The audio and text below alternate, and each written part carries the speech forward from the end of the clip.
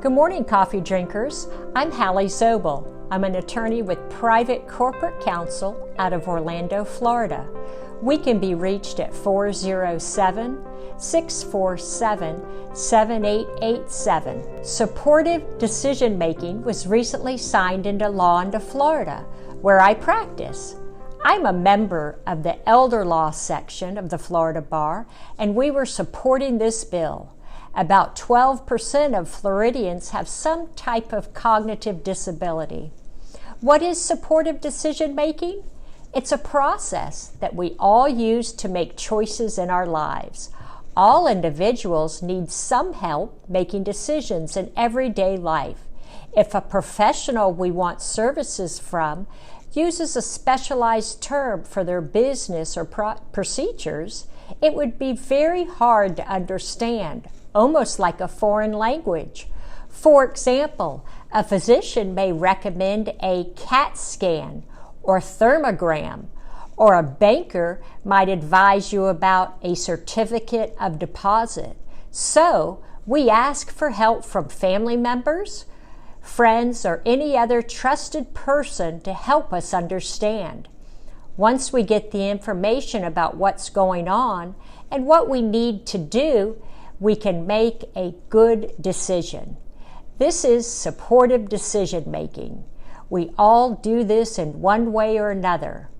Supported decision making can be formalized in a written agreement where you detail all the areas in your life that you would like support in making your decisions.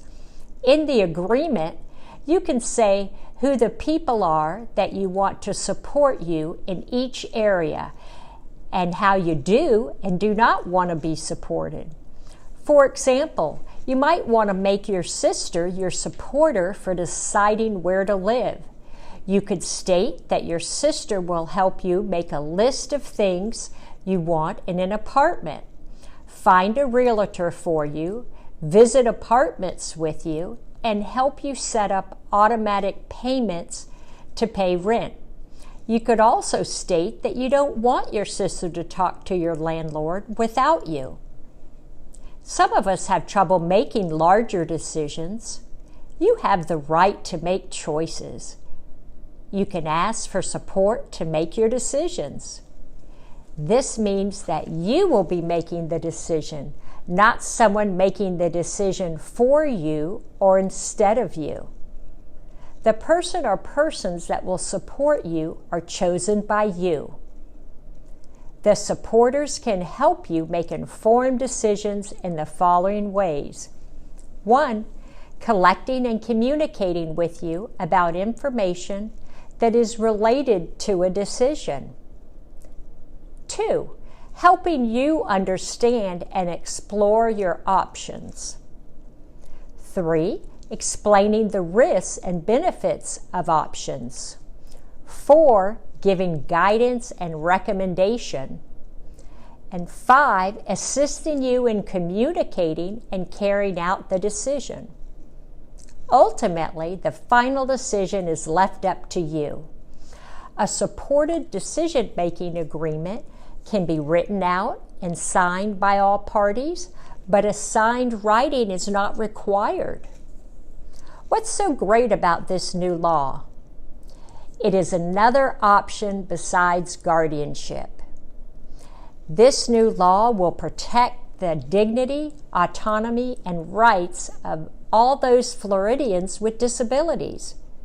It creates a supportive legal structure to assist persons with developmental disabilities who have decision-making challenges to conduct their affairs independently and with assistance, but without the need for guardianship. If you remember, guardianship is a last resort, and courts do not wish to take away people's rights if there are other options. This law allows a person with decision-making challenges to appoint a trusted person to help communicate wishes on important topics like health care, relationships, employment, residence, and finances. The disabled person would still have the final say on important life choices, but under a supported decision-making agreement would receive assistance as they compare options and communicate their decisions. This is absolutely great news for the citizens of Florida, and I applaud our legislation in obtaining and passing this law. That's all for today's Law Moment. Thank you for joining us. I'm Hallie Zobel with Private Corporate Counsel. We can be reached at 407-647-7887. Thank you.